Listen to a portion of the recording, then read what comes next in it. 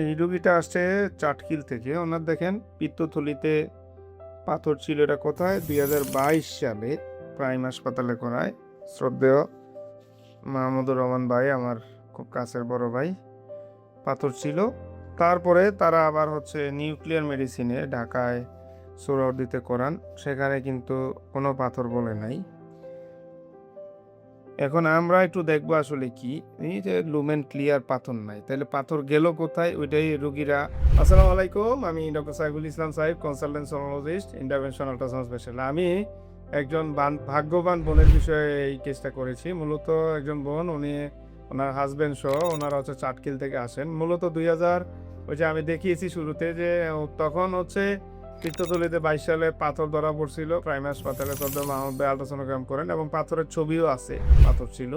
পরবর্তীতে তারা ঢাকায় আবার আল্ট্রা করান, তখন বললো যে তারা নির্দিষ্ট গ্যাপে করছে, পাথর নাই। এখন তারা একটু কনফিউজ হয়ে আবার আসলো যে আসলে পাথর আছে কি নাই, কারণ পাথর থাকলে তো এটা অপারেশন বা অন্যান্য মেনটেনেন্সের বিষয় আছে, এটা থেকে গুরুত্বপূর্ণ। তো আমরা একটু দেখাবো যে আমরা আসলে কি পেয়েছি। দেখি পেটটা ফুল। আচ্ছা, একটু নর্মাল থাকেন, আমি আগে আমার স্ক্রিন থেকে দেখাই। দেখেন ওনার এটা পুরাটাই পিত্তথলি একদম। এটা ফান্ডাস, বডি এবং নেক। এটা পিত্তথলি এবং এটা সিবিডি, যেটা আমি সিবিডি মাপছি কাছ থেকে দেখা আরো। এটা সিবিডি। দেখেন সিবিডি সাইজ 3.1, এটা কোয়াইট নর্মাল। এবং গলবাটা দেখেন একদম ক্লিয়ার, কোথাও কোনো পাথর নাই। তার মানে তাহলে পাথর গেল কোথায়? পেটা ফুলান। এটা সবার বিষয় যে এতগুলা পাথর গেল কোথায়। দেখেন এই যে সিবিডি, একটু কাছ থেকে দেখাও। সিবিডি অনেক চিকন হয়ে, তো পাথর থাকলে এটা ফুলে, নাইলে ফুলে না। সিবিডি ক্লিয়ার, এই যে সিবিডি ক্লিয়ার, পিত্তথলি ক্লিয়ার। ওনাকে আমি পশ্চার চেঞ্জ করে বসায় কাশি দিয়ে অনেকভাবে দেখলাম, ওনার আসলে কোনো পাথর নাই। বিষয়টা অনেক সময় যে পাথরগুলা আসলে একটু নরম স্ট্রাকচার হয়, এগুলা পিত্তথলিতে যখন পিত্তরস তৈরি হয় তখন এগুলা ঘুরতে থাকে, মুভমেন্ট করতে থাকে। মুভমেন্টের কারণে সময়ে সময়ে আস্তে আস্তে গুঁড়া হয়ে ভেঙে যায়।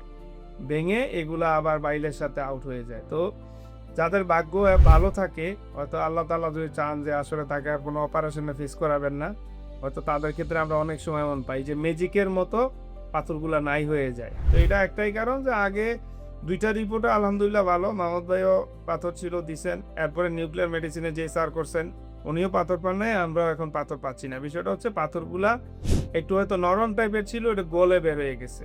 এটা হয়তো ওনার ভাগ্য ভালো দেখে। আরো আগে একটা পেশেন্ট আমার বলছিল যে স্যার আপনি তো পাথর পাইছিলেন, আমি একটা নির্দিষ্ট সময় পরে যখন আলট্রা করলাম চট্টগ্রামে পাথর পাওয়া যায় নাই। তো আমি বললাম যে এটা আলহামদুলিল্লাহ বলে, কারণ আলট্রাসোনোগ্রামে পাথর পাওয়া গেলে যদি পাথর না চলে যায়, এটা আপনার পিত্তথলির জন্য অপারেশন মাস্ট করাইতে হইতো।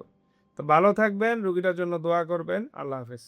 Dark in the dark, shine holography. Thank you,